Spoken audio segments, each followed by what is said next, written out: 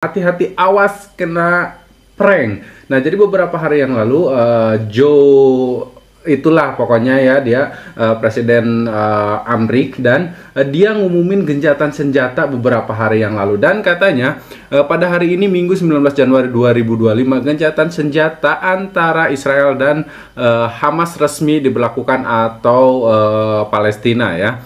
Nah, gencatan senjata ini terdiri dari 3 fase. Fase pertama berlangsung selama 42 hari dan mencakup pertukaran tahanan antara kedua belah pihak. Sebanyak 737 tahanan Palestina akan dibebaskan sebagai imbalan atas pembebasan 33 tahanan Israel. Sebelumnya gencatan senjata dilakukan, pokoknya itulah panjang banget. Tapi ingat guys, kalian harus hati-hati. Nah, kenapa tiba-tiba gencatan senjata diberlakukan? Kenapa memang Israel nggak bisa gitu kan tanpa Amerika? Memang nggak bisa banget gitu kan?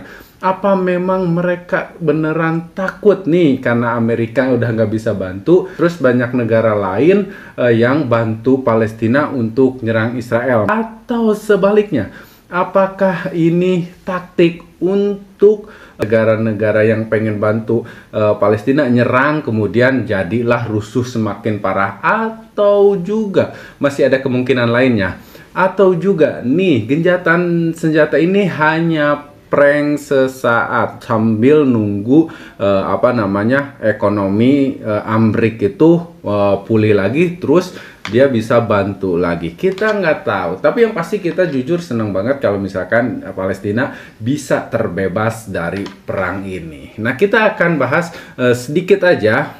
Kita akan bahas soal itu bareng AI. Kita pengen tahu dulu tanggapan AI seperti apa masalah kasus ini. Jadi AI, saya nggak punya pertanyaan khusus, saya nggak punya skrip khusus buat nanya-nanya kamu, tapi kita akan ngobrol ngalir aja ya seputar masalah ini. Menurut kamu kayak gimana?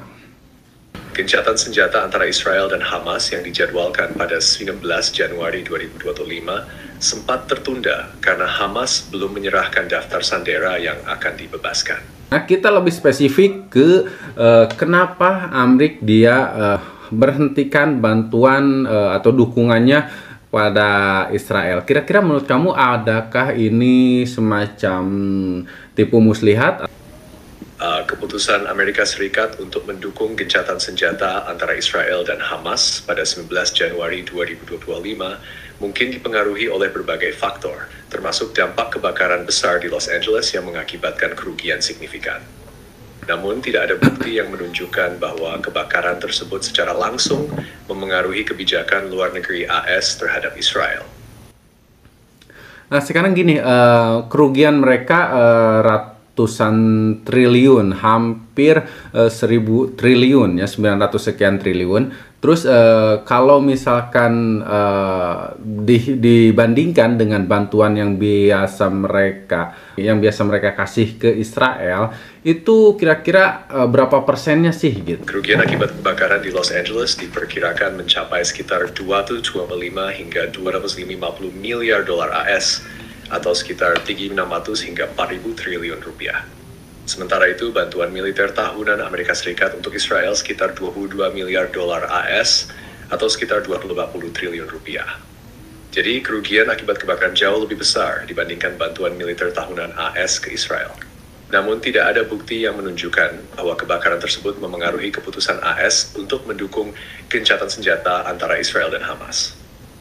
Nah, sekarang gini, itu kerugian berarti datanya udah diperbarui lagi ya. Kamu tadi sempat bilang kerugiannya sekarang udah sampai 4.000 kurang lebih diperkirakan sampai 4.000 triliun. Nah, itu kan bukan kerugian ini aja, bukan kerugian toh yang dialami pemerintah. Itu kerugian bisa mencakup kayak misalkan kerugian masyarakat, terus misalkan dihitung juga kerugian mata pencaharian, terus kerugian juga aset-aset pribadi masyarakat atau warga lokal, terus biaya perbaikan gitu kan. Jadi itu mencakup semua. Dan kalau misalkan kita hitung kerugian yang memang benar-benar diderita Amerika atau pemerintah itu sendiri, mungkin kan nggak segitu gitu. Benar, angka 4.000 triliun rupiah itu mencakup total kerugian ekonomi termasuk aset warga, bisnis, infrastruktur, dan biaya pemulihan. Kalau hanya menghitung kerugian yang langsung ditanggung pemerintah, angkanya pasti lebih kecil. Tapi tetap belum ada bukti menghubungkan kebakaran ini langsung dengan keputusan gencatan senjata. Mungkin nggak Amrik itu dia bikin seolah-olah Israel mundur atau perintahkan Israel untuk gencatan senjata, padahal ini hanya siasat semata atau prank semata untuk mancing negara lain nih yang pengen bantu. Wah, Israel lagi lemah nih, Amerika lagi lemah ya, Israel nih lagi lemah nih karena gak bisa dibantu Amerika, ini saatnya kita serang nih gitu. Padahal itu hanya siasat. Mungkin gak seperti itu? Kemungkinan itu selalu ada, terutama dalam strategi geopolitik. Bisa saja gencatan senjata ini hanya taktik sementara untuk melihat respons negara-negara lain yang mendukung Palestina. Kalau ada negara yang langsung mengambil langkah agresif, AS dan Israel bisa saja menggunakan itu sebagai alasan untuk melanjutkan serangan dengan justifikasi baru. Tapi di sisi lain, tekanan global terhadap AS dan Israel juga makin besar, terutama dari sekutu mereka yang ingin konflik ini segera berakhir. Jadi bisa jadi ini bukan sekadar trik, melainkan memang langkah politik yang diambil karena keadaan yang makin sulit bagi mereka. Yang jelas dalam politik internasional, apa yang terlihat di permukaan belum tentu mencerminkan rencana sebenarnya. Kita senang kalau misalkan Palestina itu terbebas dari perang ini. Tapi yang saya maksud itu kita masih berbicara kemungkinan yang bisa aja terjadi, apakah ini taktik atau lain sebagainya. Memang sesulit apa keadaan mereka saat ini? Kerugian akibat kebakaran di Los Angeles diperkirakan mencapai sekitar 225 hingga 250 miliar dolar AS atau sekitar 3.600 hingga 4.000 triliun rupiah. Nah, apakah mungkin karena mereka takut atau mungkin hanya nunda waktu nih sampai pulih, sampai ekonomi mereka pulih, terus mereka bisa nyerang lagi gitu kan? Bisa pada satu kemungkinan. Dalam strategi perang dan diplomasi, pihak yang lebih kuat sering kali menggunakan gencatan senjata sebagai cara untuk mengulur waktu, memperbaiki posisi mereka, atau menghindari serangan mendadak dari pihak lawan. Jika AS dan Israel merasa kondisi mereka sedang tidak menguntungkan, baik karena tekanan ekonomi, tekanan internasional, atau kondisi politik dalam negeri, mereka bisa saja menggunakan gencatan senjata untuk meredakan situasi sementara. Kalau memang ini hanya strategi untuk menunda sampai mereka pulih, maka bisa saja nanti setelah situasi ekonomi dan politik lebih stabil, konflik kembali memanas. Oke, kalau misalkan kita berbicara dasarnya saja, tidak menggali lebih dalam, ini sebuah keputusan yang sebuah momen yang sangat sulit. Di sisi lain, ini adalah kesempatan untuk nyerang balik, gitu kan. Tapi di sisi lain, ini bisa aja taktik ya, untuk memang keinginan mereka tuh dari pihak pendukung Palestina nyerang mereka. Terus mereka manfaatin ini untuk alasan ini untuk berperang lebih besar lagi. Ini sebuah keputusan yang cukup sulit ya. Di sisi lain memang seolah-olah ini seperti kesempatan, tapi di sisi lain juga ini seolah-olah seperti jebakan. Dari satu sisi, kalau pihak yang mendukung Palestina melihat ini sebagai kesempatan untuk menyerang balik, bisa saja justru itu yang diinginkan oleh AS dan Israel, agar mereka punya alasan untuk melanjutkan perang dengan justifikasi yang lebih kuat. Tapi kalau gencatan senjata benar-benar dimanfaatkan untuk diplomasi dan negosiasi, ada peluang bagi Palestina untuk mendapatkan keuntungan strategis tanpa harus terjebak dalam konflik yang lebih besar. Umpama Israel tanpa ada bantuannya Amerika, memang mereka nggak bisa berbuat apa-apa. Bukankah Israel juga mereka punya banyak senjata, punya militer yang cukup kuat gitu kan. Di sisi lain ya memang mereka berani karena mereka lihat siapa di belakang mereka gitu kan. Mereka belum tentu punya keberanian ketika mereka tidak punya dukungan dari yang selama ini yang dukung mereka gitu. Makanya ketika Amerika lagi lemah, dia pengen mundur. Atau seperti apa? Benar, Israel memiliki militer yang sangat kuat dan senjata yang canggih, tetapi dukungan dari Amerika Serikat selama ini sangat krusial bagi keberlanjutan kekuatan mereka. Amerika tidak hanya memberikan bantuan militer, tetapi juga dukungan politik dan diplomatik yang membuat Israel rasa lebih aman dan berani dalam menghadapi ancaman. Tanpa dukungan itu, Israel bisa saja merasa lebih terisolasi dan lebih sulit untuk mempertahankan posisi mereka di kawasan. Israel mungkin masih bisa bertahan dengan kekuatan militernya sendiri, tetapi mereka tahu bahwa tanpa AS, mereka akan lebih rentan terhadap tekanan internasional. Kembali lagi, aku masih berputar-putar soal pertanyaan di awal tadi. Ini jebakan apa bukan? Aku coba kasih jawaban yang bisa meyakinkan saya, oh ternyata ini seperti ini. Memang sulit untuk memberikan jawaban pasti, karena politik internasional itu sangat kompleks dan seringkali penuh strategi tersembunyi. Namun jika melihat dari sisi yang lebih rasional, ada kemungkinan besar bahwa keputusan ini bukanlah sebuah jebakan semata, tetapi lebih kepada langkah strategis yang diambil untuk mengelola tekanan internasional dan situasi dalam negeri. Oke, kalau ini bukan jebakan, berarti ini prank. Ini kayak kalau jebakan, aku meyakini kalau jebakan mereka memang pengen negara-negara pendukung Palestina untuk nyerang Israel, kemudian mereka jadikan alasan itu untuk memulai perang baru yang lebih besar. Nah, tapi kalau misalkan beneran ini terjadi, mereka mundur karena mereka karena kondisi ekonomi mereka lagi down atau lagi banyak masalah, bisa saja berarti ini hanya prank. Genjatan senjata dilakukan bukan atas nama kemanusiaan atau pengen memerdekakan Palestina, tapi mereka hanya ngulur waktu sampai mereka pulih kembali, kemudian mereka bisa nyerang lagi Palestina secara leluasa. Lalu apa yang harus kita lakukan jika pilihan kedua lah yang benar? Jika kita melihatnya sebagai sebuah prank atau taktik untuk mengulur waktu sampai AS dan Israel kembali kuat, maka langkah-langkah yang harus diambil tentu lebih berhati-hati. Ini bukan tentang mendorong perang lebih besar, tapi memahami bahwa negara-negara besar seringkali mengambil keputusan untuk menjaga stabilitas dalam jangka panjang. Tekanan internasional harus terus diberikan untuk memastikan bahwa gencatan senjata ini tidak hanya menjadi langkah sementara, tetapi benar-benar membuka peluang untuk penyelesaian damai yang lebih berkelanjutan. Nah, aku pengen tahu seberapa sering gencatan senjata ini dilakukan dan kemudian batal, penyerangan itu diluncurkan lagi, gencatan senjata lagi, kemudian diluncurkan lagi serangan. Seberapa sering ini terjadi? Gencatan senjata yang batal dan disusul dengan serangan lagi memang sering terjadi, terutama dalam konflik-konflik yang melibatkan pihak-pihak dengan ketegangan tinggi seperti Israel dan Palestina. Dalam sejarah konflik ini, gencatan senjata seringkali digunakan sebagai taktik sementara untuk meredakan ketegangan atau memberikan waktu untuk melakukan persiapan, tetapi tidak selalu menghasilkan perdamaian jangka panjang. Israel tidak mematuhi perintah Amrik untuk gencatan senjata, atau malah Palestina atau negara-negara pendukungnya menjadikan ini momen untuk berperang. Terus ketika Israel terdesak, kira-kira apa yang akan dilakukan Amerika? Apakah mereka akan diam saja atau dia akan memberikan bantuan seperti biasanya tanpa memperdulikan kondisi negara atau kondisi negaranya saat ini? Mungkin besar Amerika Serikat akan memberikan bantuan militer atau diplomatik, meskipun kondisi ekonomi dan domestik mereka sedang tertekan. Israel adalah sekutu strategis utama AS di kawasan Timur Tengah, dan hubungan mereka sudah sangat kuat dalam hal pertahanan, intelijen, dan politik. Secara historis, Amerika selalu mendukung Israel dalam situasi-situasi kritis, bahkan jika ada tekanan domestik atau internasional yang signifikan.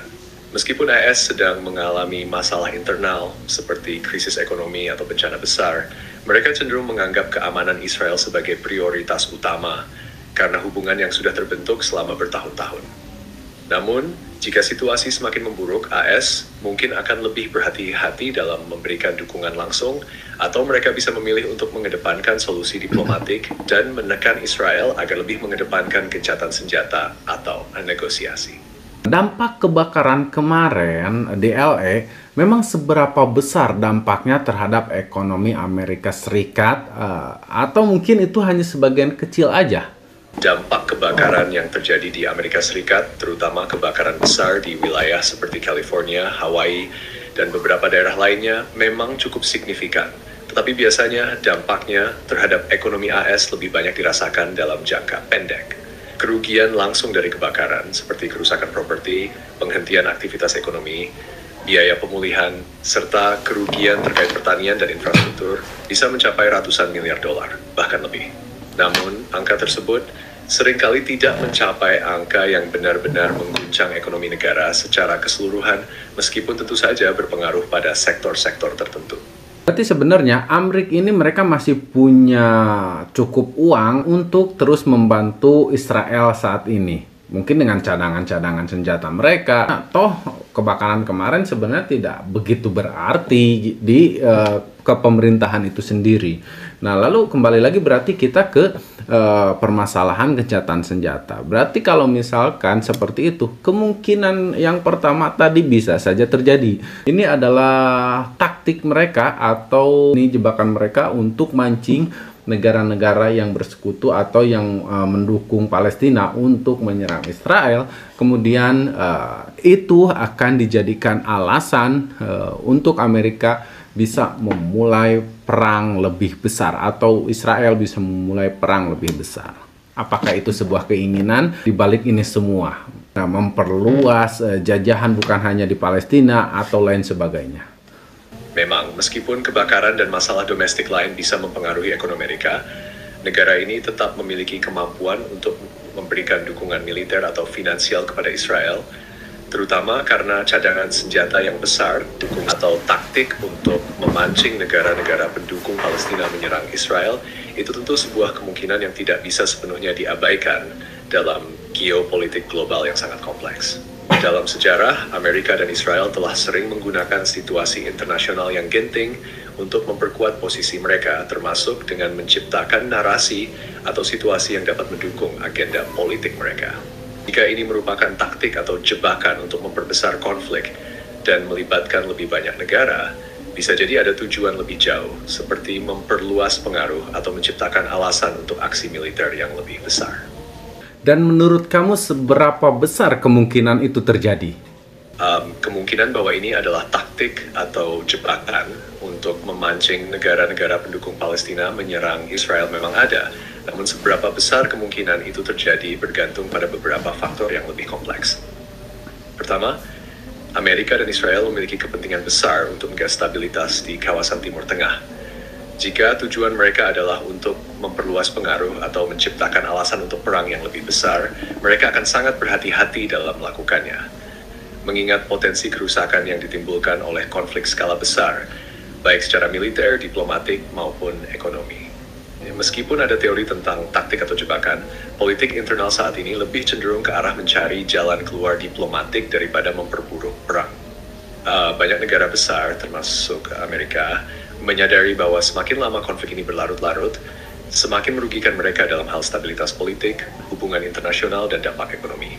Jika konflik negara sekutu AS dan musuh-musuhnya membuat AS ini rugi secara ekonomi, bukankah AS bisa saja mereka memerintahkan negara-negara sekutunya untuk menghentikan perang, untuk menciptakan perdamaian? Nah, bukankah itu hal yang mudah bagi AS, terutama dilakukan kepada negara-negara sekutunya? Secara AS ini dia punya kekuasaan, dia punya senjata, dia punya kekuatan. Saya rasa ini bukan hal yang sulit ketika AS memerintahkan negara sekutunya untuk tidak berperang.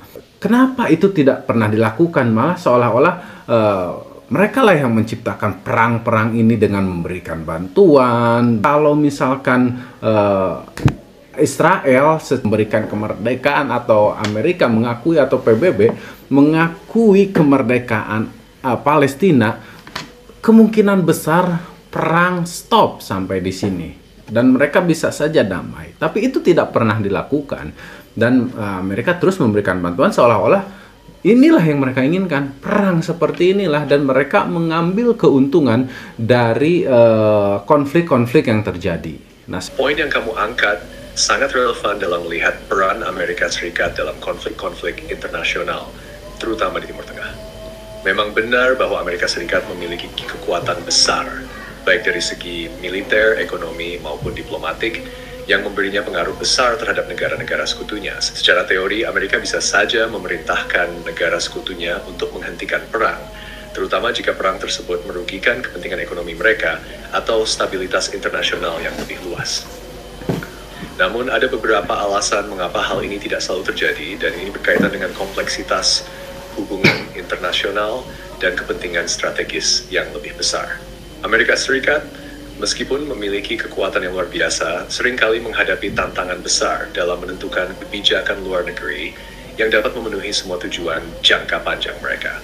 Misalnya, satu, kepentingan geopolitik dan keamanan. Konflik yang terjadi, terutama di Timur Tengah, seringkali berhubungan dengan kepentingan strategis besar yang lebih dari sekadar ekonomi. Amerika ingin mempertahankan pengaruh di kawasan tersebut, mencegah dominasi kekuatan lain seperti Rusia atau China, dan mengamankan akses ke sumber daya energi.